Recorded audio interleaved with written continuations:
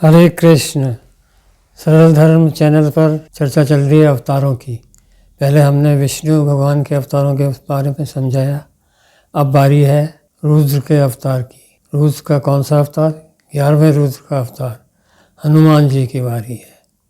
हनुमान जी का जन्म मंगलवार के दिन हुआ।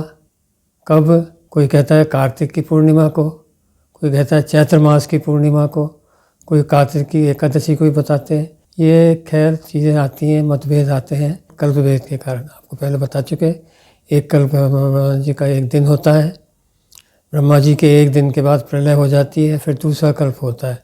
तो ऐसे अलग अलग कल्पों में हनुमान जी का अलग अलग दिन जन्म हो सकता है, हो जाया करता है, कोई बड़ी बात नहीं है। इनका जन्म एकादशी को हुआ, इनके राम जी का जन्म नवमी को और कृष्ण का अष्टमी को। एक बात याद रखें, जब भी अवतार होता है तो भगवान ऊपर से नीचे उतरते हैं। इनकारनेशन नहीं है अवतार, हम पहले ही बता चुके। अवतार अलग चीज़ होती है, अवतरण भगवान प्रकट हो जाते हैं सब जगह। तो जब बड़ा अवतार होता है कोई, जैसे राम अवतार पूर्ण अवतार था, कृष्ण अवतार, तब भगवान आते हैं तो अकेले अवतरित नहीं होते, ये अपने परिकरों के साथ आते हैं, पार्षदों के साथ आते हैं और देवताओं को भी आज्ञा दे देते हैं, अभी तुम भी चलो।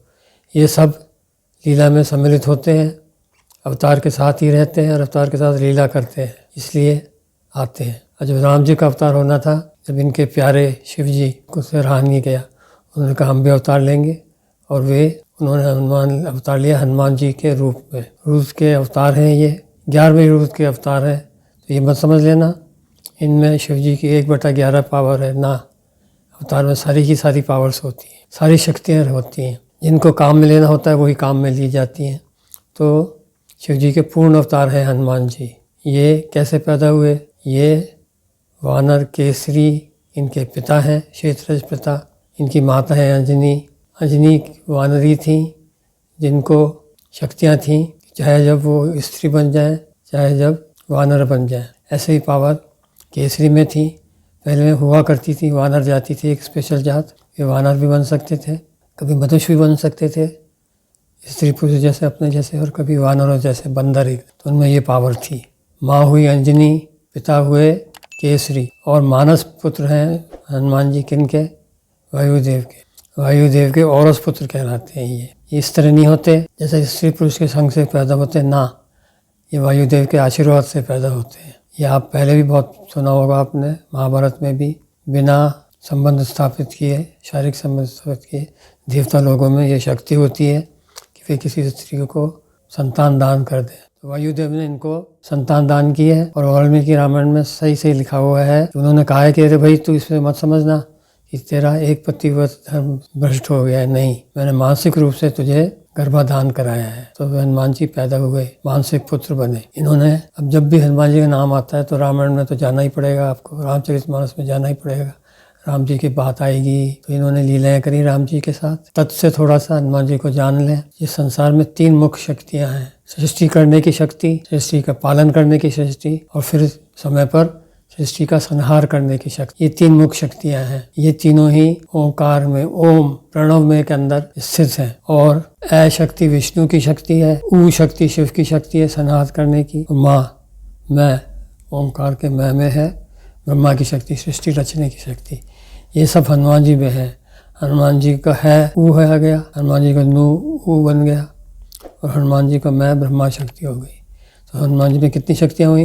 ब्रह्मा विष्णु की शक्तियाँ, तीनों शक्तियाँ हैं इनके अंदर। ब्रह्मा विष्णु महेश की शक्तियाँ इनके अंदर है। ये हमें कहाँ से पता लगता है कि हनुमान जी रुद्र के अवतार हैं? ये बात ऋग्वेद में लिखी हुई है, ये बात नारद पुराण में है, तुलसीदास जी ने विनय पत्रिका में लिखी है, स्कंद पुराण के रूप संहिता में युद्ध कांड में भी ये बातें लिखी हुई हैं। तो हनुमान जी का वर्णन आता है वेदों में, हनुमान जी का वर्णन आता है उपनिषदों में। हनुमान जी का नंबर कौन से उपनिषद में आता है? मुक्ति उपनिषद में आता है, जहाँ हनुमान जी को राम जी मुक्ति के बारे में समझा रहे हैं। और इसका वर्णन आता है राम तापनी उपनिषद में आता है, हनुमान जी कौन है, राम जी कौन है। ये तो हुई इनकी बातें। ब्रह्मवैवर्त पुराण, स्कंद पुराण, नारद पुराण में भी हनुमान जी का चर्चा आती है। अब हम आपको बताएंगे हनुमान जी की उपासना कैसे की जाए। इनकी उपासना सबसे सरल है, कुछ नहीं करना आपको, सिर्फ हनुमान जी का हनुमान चालीसा का पाठ। और उसमें क्या है, जो पाठ करे वही सिद्ध हो जाए। ये नहीं कहना स्त्री होना जरूरी नहीं, आदमी पुरुष होना जरूरी नहीं, जानवर हो राक्षस हो कोई भी हो, जो भी हनुमान चालीसा पढ़ता है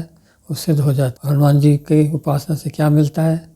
ये अष्ट सिद्धि और 9 निधि के दाता हैं, ऐसा वर इनको सीता माता ने दिया है। अष्ट सिद्धियाँ आप सब जानते हैं, अणिमा गरिमा आदि, बहुत बड़ा हो जाना, बहुत छोटा हो जाना, बहुत हल्का हो जाना, जो मन की बात हो वो पूरी हो जाए, अपनी संकल्प शक्ति, ये सब सिद्धियाँ आप जानते हैं। निधियों के बारे में मैं थोड़ा सा आपको बता देता हूँ पढ़ के।